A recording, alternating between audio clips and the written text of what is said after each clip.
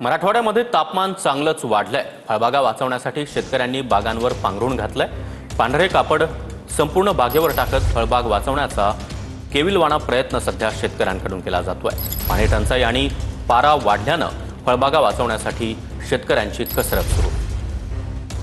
या संदर्भात अधिक माहिती देण्यासाठी आमचे प्रतिनिधी दत्ता कानवटे आपल्यासोबत आहेत। दत्ता, एकीकडे पाणी टंचाई आणि दुसरीकडे कडक ऊन यामुळे फळबागांचं मोठं नुकसान होण्याची शक्यता आहे। काय खबरदारी सध्या घेतली जाते?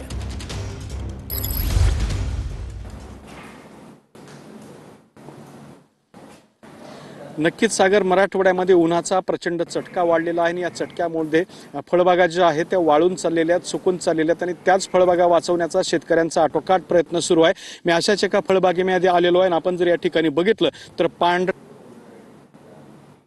या फळबागांवरती घातलं